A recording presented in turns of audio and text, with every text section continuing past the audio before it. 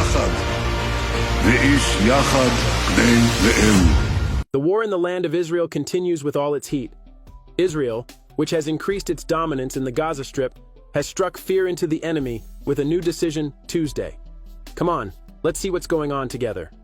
As a first step, Israel ordered a complete encirclement of the Gaza Strip, depriving the area of food, electricity, and fuel. Then the Israeli army called up 300,000 troops to this region. Israeli forces are currently fighting Hamas militants at 2 points on their territory after Israel officially declared war on the militant group. Israeli Defense Forces spokesman Doron Spielman said that active clashes are still ongoing with Hamas militants who are constantly trying to cross the Gaza border. This happened despite the fact that Israeli troops regained control in parts of southern Israel. They are continuing to move towards the border, and we expect this to continue because there are a lot of militants trained to do this, Spielman continued. The Israel Defense Forces also announced that it had carried out attacks on Lebanese territory. Officials said details would be followed up, but no further information was provided to the media. The attacks came after clashes broke out on the Lebanese border, where the Israeli armed forces claim to have destroyed a number of hidden individuals. The Lebanon-based Hezbollah group, which is supported by Iran, announced that it had not attempted any attacks. According to an earlier statement by the Israeli armed forces, more than 1,000 targets had been hit in the Gaza Strip. These included airstrikes that razed most of the town of Beit Hanun in the northeast corner. The Israel Defense Forces have managed the rocket attacks from Gaza tremendously. Thanks to this, the Israeli military claimed to have hit more than 500 Hamas targets during the night. Here's why the Israel Defense Forces expressed no pity for Hamas. Hamas was even more brutal than ISIS. In all this turmoil, Israel has accused Iran of financing the operations of the Hamas group.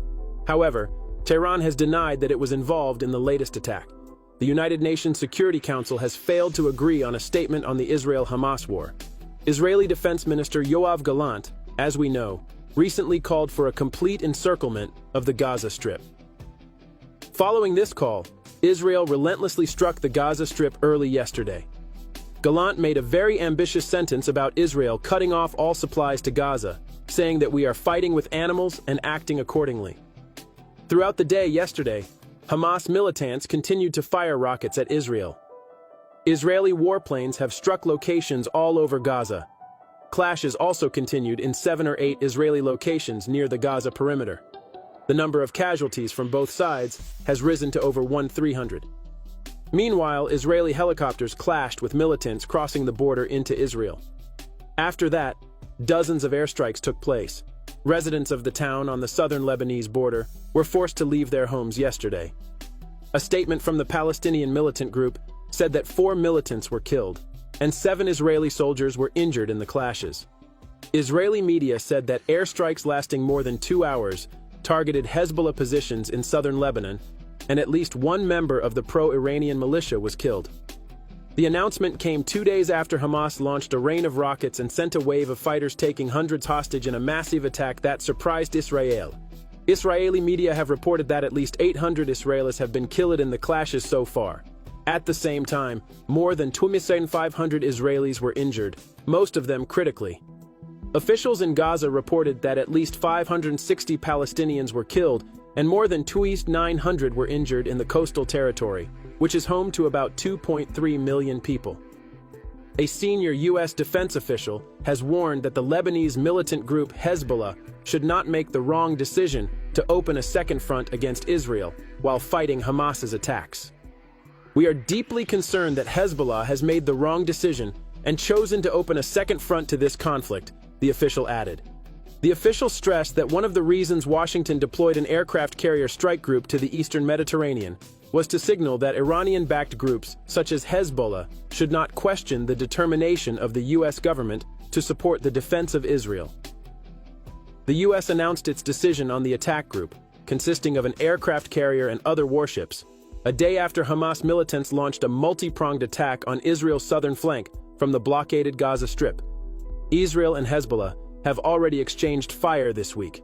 This war will force the Israeli army to fight on 2 fronts and weaken its forces. Hezbollah announced that 3 of its members were killed in Israeli attacks yesterday, after which 2 Israeli barracks were targeted. On the other hand, the Rafah checkpoint between the Gaza Strip and Egypt came under Israeli fire again this morning. Deccan Israeli soldiers put an end to entry and exit in this area. This prevented the only land exit in this region. Israel is responding to Hamas militants with all its might.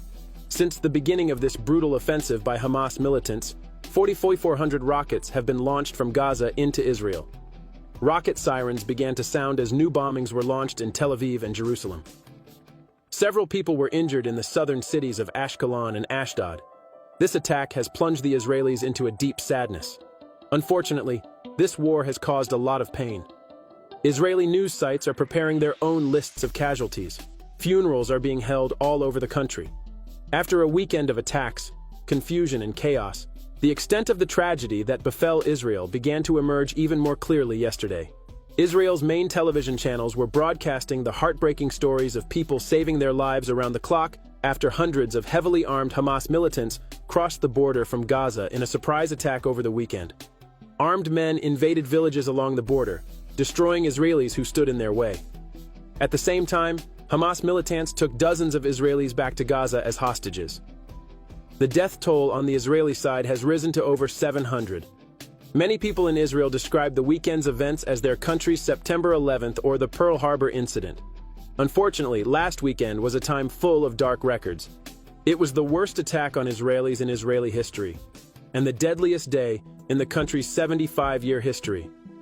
Politicians and military officials tried to deflect difficult questions, such as how they were caught so unprepared, why official information about the hostages was difficult to get hold of. But among some Israelis, there are outbursts of anger, decried by the absence of the state. The widespread sense of shock among Israelis at the apparent intelligence failure was increasing the fear of what might happen in the future. Deccan Israeli officials announced that the country is at war with Gaza, carrying out punitive airstrikes on the blockaded territory, and yesterday clashes against Hamas fighters were still continuing in border towns. Thousands of Israelis channeled their nervous energies into initiatives that would help the war effort. Collections of food and clothing were organized for the soldiers and survivors who were evacuated from their communities on the Gaza border to hotels and hostels around the country. In fact, the people of Israel are deeply attached to the authorities with love and respect. But Israelis are currently parched with the pain of their losses. Stay tuned for developments.